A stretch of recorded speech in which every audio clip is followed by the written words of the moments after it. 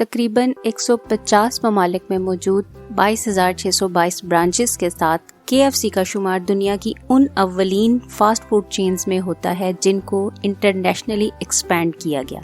साल 2020 में इस चेन ने $27.9 बिलियन यानी 27.9 अरब का रेवेन्यू हासिल किया।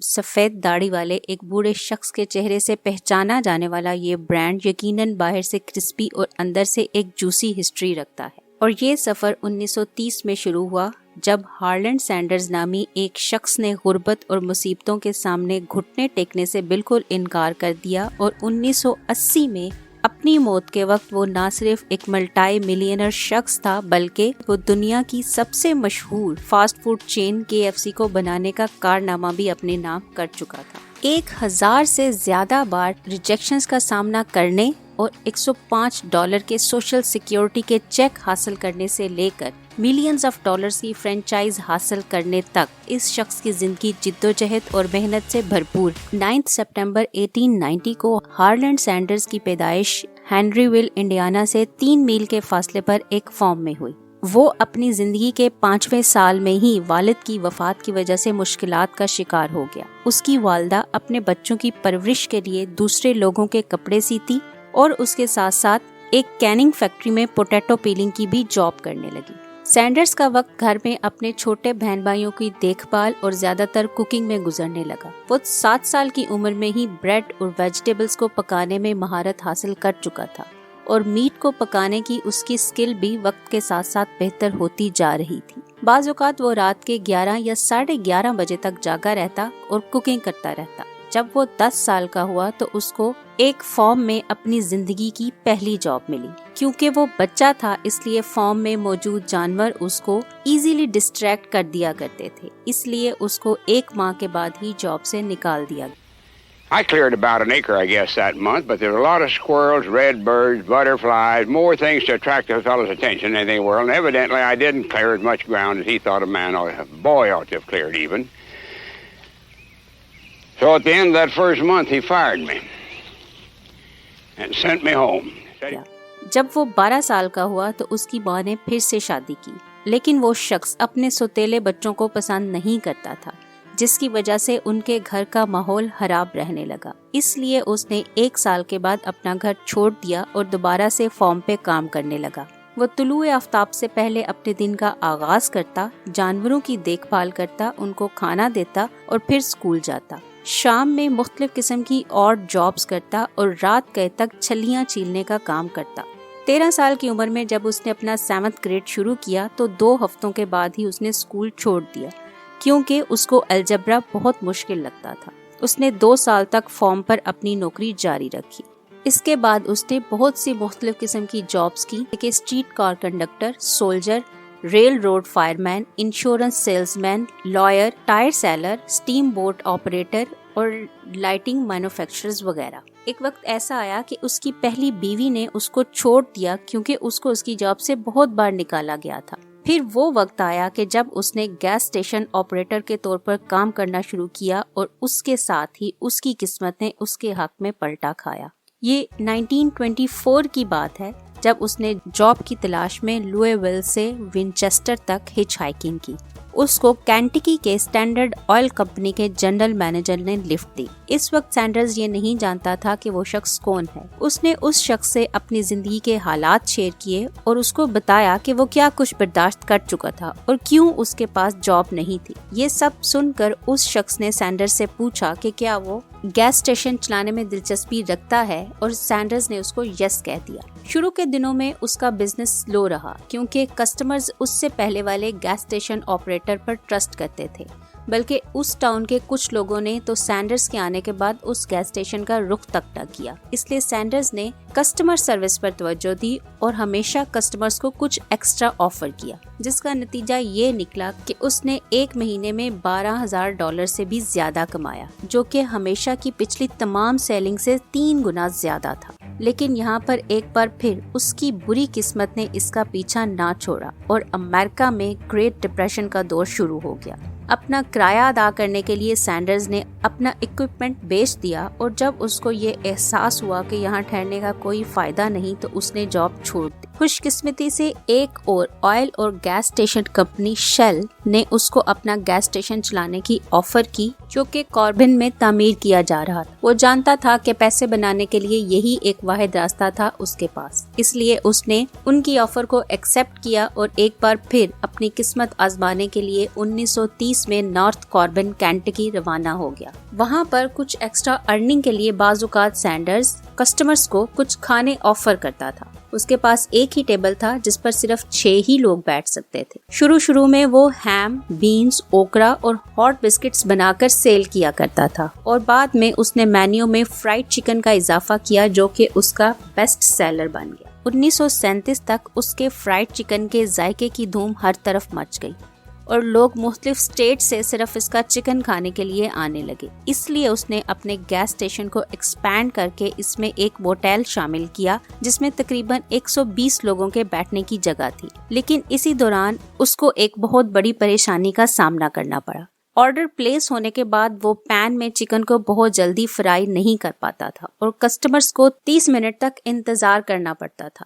دوسرا آپشن یہ تھا کہ وہ چکن کو وائر باسکٹ میں ڈال کر ڈیپ فرائی کرے۔ اس سے چکن تو جلدی پک جاتا لیکن اس سے نہ وہ صحیح کرسپی بنتا تھا اور نہ جوسی اور نہ ہی صحیح طور پر مزیدار ہوتا تھا۔ پھر چکن بنانے کے لیے اس کو پریشر کوکر کے استعمال کا خیال آیا جو کہ اس وقت ایک بالکل نئی انوینشن تھی اور جس کو وہ سبزیاں بنانے کے لیے استعمال کیا کرتا تھا، اور اس آئیڈیا نے سینڈرز کو ہسٹوریکل بریک تھرو دیا۔ پریشر کوکر میں چکن بنانے کے کئی ناکام تجربوں کے بعد بالآخر فرائیڈ چکن بنانے کا ایک بیلنسڈ فارمولا اس کے ہاتھ آیا جو کہ چکن کو جوسی اور کرسپی بنانے کے ساتھ ساتھ اس کو سافٹ فنش بھی دیتا تھا۔ اس طریقے سے اس نے فرائیڈ چکن کو تیار کرنے کا وقت 30 منٹ سے 10 منٹ تک محدود کر دیا، لیکن اس وقت تک ابھی وہ چکن کی سیزننگ کو ریفائن کرنے کا کام کر رہا تھا۔ اس نے نمک اور مرچوں سے آغاز کر کے مختلف قسم کے نئے مسالہ جات کو ملا کر مزید تجربات شروع کیے اور ایک بالکل نئی سیزننگ تیار۔ ایک دن ایسا ہوا کہ اس کو 500 فرائیڈ چکن بنانے کا آرڈر ملا۔ کیونکہ وہ لوگ اس کے ریگولر کسٹمرز نہیں تھے اس لیے اس نے اپنی نئی سیزننگ ٹرائی کرنے کا ارادہ کیا اور یہ چکن اس کی زندگی کا بہترین فرائیڈ چکن ثابت ہوا۔ اب وہ اسی ریسیپی کے ساتھ سٹک ہو گیا۔ وہ اسے اپنی 11 herbs and spices کا سیکرٹ بیلنس کہتا ہے۔ Made from the Colonel's secret recipe of 11 herbs and spices. It's the best tasting chicken you ever ate. 1939 میں اس کی قسمت نے پھر ایک بدترین پلٹا کھایا۔ ابھی نارتھ ایشویل کیرولینا میں اس نے ایک سیکنڈ موٹیل اور کیفے بنایا ہی تھا کہ کاربن میں اس کا پہلا موٹیل تھینکس گیونگ کے موقع پر جل گیا، اور جس وقت تک یہ ری بلٹ ہوا اس وقت تک وہاں پر ورلڈ وار 2 کی وجہ سے کوئی ٹورسٹ نہ رہے۔ پھر اس نے ایشویل میں موجود اپنا موٹیل بیچ دیا اور اپنے دوسرے ریسٹورنٹ کے لیے کام کرنا شروع کیا۔ جب جنگ ختم ہوئی تو ہارلینڈ سینڈرز نے جارج ٹاؤن کینٹکی میں ایک اور ریسٹورنٹ سٹارٹ کیا اور اپنے ایک فارمر کلیگ کو اس کو چلانے کی اجازت دی۔ اس نے اس کو 1 مہینے کے $300 اور آدھے پروفٹ کا آفر کیا۔ اس کی جنراسٹی کے باوجود اس کا یہ فارمر کولیگ اس کے لیے ایک نائٹ میئر ثابت ہوا۔ اس نے سینڈرز کو بتائے بغیر بینک میں اس ریسٹورنٹ کے لیے پارٹنرشپ کے طور پر دونوں کے نام لکھوا دیے، اور جب سینڈرز کو اس بات کا پتہ چلا تو اس کو فائر کرنے کے بجائے اس کو اپنا ہی ریسٹورنٹ اپنے اس کولیگ سے خریدنا پڑا۔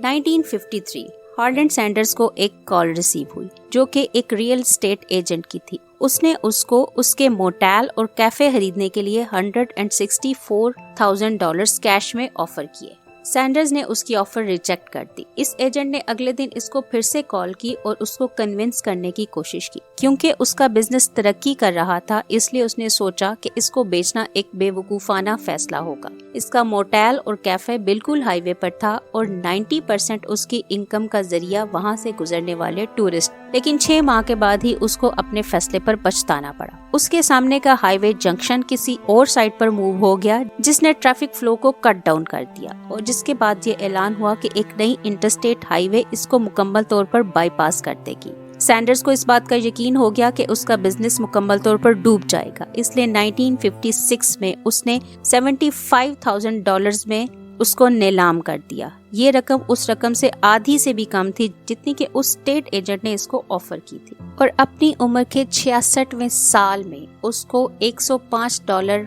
مہینے کے سوشل سیکیورٹی چیکس اور اپنی سیونگز پر گزارا کرنا پڑا۔ لیکن اس کو ایک نئے بزنس کا آئیڈیا آیا، فرائیڈ چکن کی فرینچائز، جس کو کینٹکی فرائیڈ چکن کہا گیا، اور اصل میں وہ اس آئیڈیا پر کئی سالوں سے کام کر رہا تھا۔ سینڈرز نے اپنے دوست پیٹ ہرمن کو اپنا چکن بنانے کا طریقہ سکھایا، اور جب پیٹ نے یہ چکن اپنے ریسٹورنٹ میں سرو کیا تو اس کی سیلز 75% تک بڑھ گئیں۔